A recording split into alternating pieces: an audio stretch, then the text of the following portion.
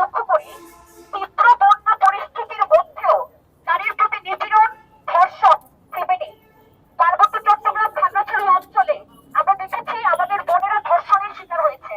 একজন স্কুল ছাত্র এই অফিসে অফিসে এই রাস্তাইতে আছে এই শহরেতে এই ট্রেনে ট্রামে এই প্রতি চাই প্রতি চাই এই ক্লাসে পদযাত্রার দাবিগুলো হচ্ছে, প্রথম দাবি সারা দেশে অব্যাহত ধর্ষণ, যৌন সহিংসতার সাথে যুক্তদের দ্রুততম সময়ের মধ্যে দৃষ্টান্তমূলক ও ন্যায্য শাস্তি নিশ্চিত করতে হবে।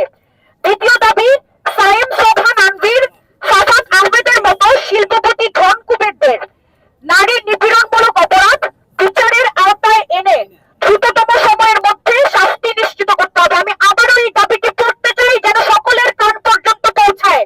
সায়েম, সোবহান, আনভীর, সাফাত আহমেদের মতো শিল্পপতি ধন কুবেরদের নারী নিপীড়নমূলক অপরাধ বিচারের আওতায় এনে দ্রুততম সময়ের মধ্যে শাস্তি নিশ্চিত করতে হবে।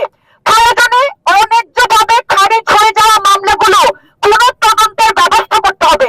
তৃতীয় দাবি ধর্ষণ মামলার ক্ষেত্রে সাক্ষ্য আইন 1872 সংশোধিত এর 146(3) ধারা পুনঃসংস্কার করার মাধ্যমে আইনের দিকসহ জাতি, ধর্ম, বর্ণ, বয়স, লৈঙ্গিক পরিচয় নির্বিশেষে যৌন সহিংসতার ক্ষেত্রে কোনোভাবেই ভিকটিম ব্লেমিং, দোষারোপ করা, নিন্দা জানানো বন্ধ করতে হবে। আমি একটু সময় নিতে চাই, 1 মিনিট। আমাদের অনেক সংবাদ মাধ্যমে অনেক জায়গায় এটি প্রচারিত হয়েছে যে সাক্ষ্য আইনটি আমরা সংশোধন করেছি, খুনি শেখ হাসিনা সরকার এটি বলেছিল, কিন্তু সংগ্রামী বোনেরা, ভাই ও বন্ধুরা যারা শুনছেন, সাক্ষ্য আইন আসলে পুনঃসংস্কার করা হয়নি।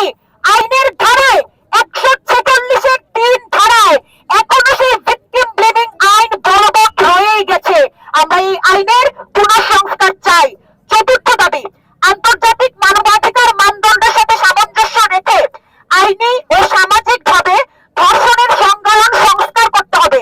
পঞ্চম দাবি মামলার ডিএনএ আইনকে সাক্ষ্য প্রমাণের ক্ষেত্রে কার্যকর করতে হবে।